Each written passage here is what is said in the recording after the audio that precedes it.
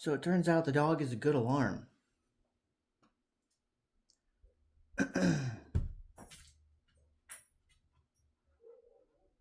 Okay. The harrowing conclusion to Scruples and Gloom. I'm just going to read the other one part real quick. Jane now lit the second cigarette off the near gone cherry ember of the first and pointed straight up, saying, "Do not let go of this umbrella. Something is about to happen. I can't stop it, but I can stop them. I was designed as a weapon." Jane drew on the cigarette and continued, "Now, thanks to your help, I choose love. That is why I have to stop them." Lucas placed both hands over his face and inhaled so sharply that tiny lights danced in his eyes. "Lucas, if I could find assurance to leave you behind, I know my better half would fade away. I want you to live, and I have to stop them. I don't want to leave you, and I have to stop them." Jane locked her fingers into Lucas's blonde locks and drew him toward her face. Lucas observed her kiss was wet, dry, and sweet, and very gentle. "Lucas, I want you to live. That is why you must not let go of this umbrella," said Jane, again pointing up. "But Jane, Lucas said through misty eyes. "I know, Lucas," soothed Jane. Her second cigarette was nearly gone as she stood up, nodded for Lucas to stand, and then wrenched the kitten-faced sunshade from the center of the table out and foisted it upon him.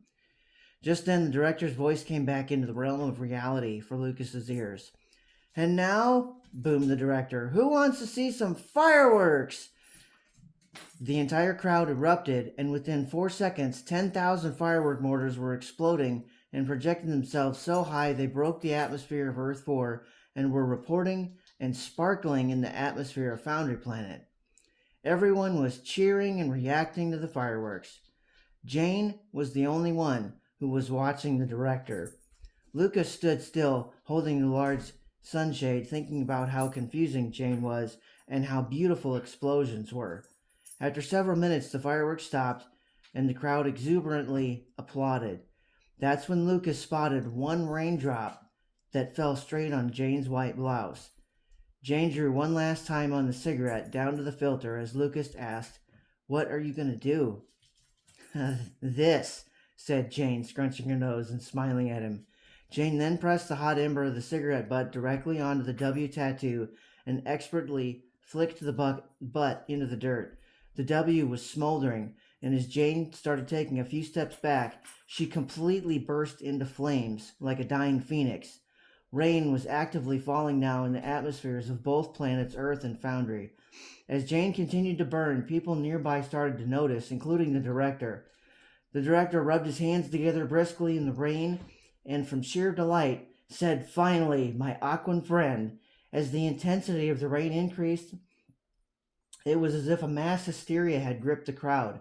Except instead of panic, every single person was squatting, flapping, scratching, and clucking. The inklings from the fireworks were now in the raindrops and forcing everyone to behave as if they were a chicken, except Lucas, who was under the protection of the kitten-faced sunshade. The rain had now put out the burning Jane Rask. She stood before Lucas, now completely different. Jane was the same height and build, but all her human skin and hair were gone. Jane's exterior was a blend of cobalt and magnesium with small glass ampule veins full of cesium. The heavy rain was causing constant white hot flashes and explosions all over her body. Jane raised one hand to her mouth, blew Lucas a kiss through the raindrops, and said, "I love..." Talia and Tiana had just now flown from the stage, square into Jane's chest and the other into her hips. Jane and the twins were hurtling across the festival, destroying food trucks and vendor stands. Luckily, everyone was behaving like chickens and were safely out of the way. The flying trio tucked and rolled as they lost velocity and squared up against each other. Jane spoke, now with the slight metallic ring in her voice. "I knew I smelled foul play." The twins, speaking in unison and sounding like cats in heat, said, "Jane, you're a steeple full of swallows who could never ring the bell." "How dare you say such a stupid thing to me?" replied Jane. Immediately, Jane and the twins began violently fighting. Airborne and ground attacks were utilized as they were flying and fighting so fast they looked like one blue and two red streaks zooming about. Jane landed heavy, successful attacks on the twins, and they landed their own blows in response. Presently, Jane's cesium veins began to weaken and crack. As the leaking cesium violently reacted with the raindrops, Lucas Green observed from a distance, saying, "That woman is even beautiful when she explodes." As the intense fighting continued, the twins' iron hides began to develop flaws. However, Jane noticed it too late. The twins' fluorine insides and chlorine hair were already reacting with the heavy rain. Jane knew she would be okay, but not Lucas and everyone else. The twins began to cackle maniacally at Jane. Jane simply and forcefully gripped their throats, one in each hand, crushing the iron and spilling the fluorine, but at least it stopped their laughing. Noxious chlorine gas was now rolling from their hair. Hydrofluoric acid was being produced from the reaction with the rain, and the twins' iron skins were now burning, rolling and deforming in front of Jane's eyes. Jane pushed hard off with her legs and launched off just under the speed of light to the vacant foundry planet. Once she was inside the planet's gravitational pull, Jane began smashing and rending the twins' iron shells down to the size of inklings. As she was doing so, this hydrofluoric acid and burning iron was badly damaging her own android body. Coincidentally, the extra falling hydrofluoric acid dropped through the atmosphere and right on top of Foundry Inc. As Jane snapped the last piece of iron, her horribly damaged operating system shut down, and the homing beacon in her chest cavity initiated, and she began to float away into outer space, sequentially beeping. During the next 2 years, the director's birthday party had become a legendary story known only to one person unaffected by the Inklings that day, Lucas Green. Folks went back to Foundry Planet and discovered that thanks to the hydrofluoric acid that had fallen, original Earth was visible again. Curiously, it seems, the director had built his company and office directly on top of the Vatican in Rome, Italy. Jane's non-functioning body floated in front of the Mason, and he cradled it in the palm of his hand. Using one finger on Jane's chest, he pushed down gently as he spoke. "What did you learn?" "To believe," said Jane's weak metallic voice. The Mason smiled and then began to repair Jane immediately.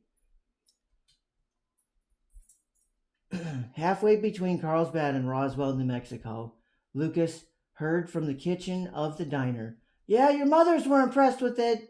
Then everybody laughed. Julie, the bubblegum rave nightmare, was training a new waitress. "Listen, new girl, this is super simple," said Julie.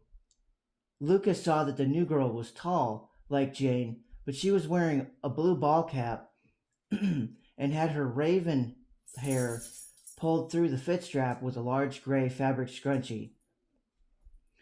Lucas sighed as he read his menu. The new girl approached his table and asked, "What can I do you for, mister?" Lucas's mind blanked, and he, still looking at the menu, said, "I'm kind of distracted, and I've already eaten everything here. Do you guys have anything new?" "Well," said the raven-haired new girl, "how about soup?" The new girl invaded Lucas's personal space and, using her left hand, pointed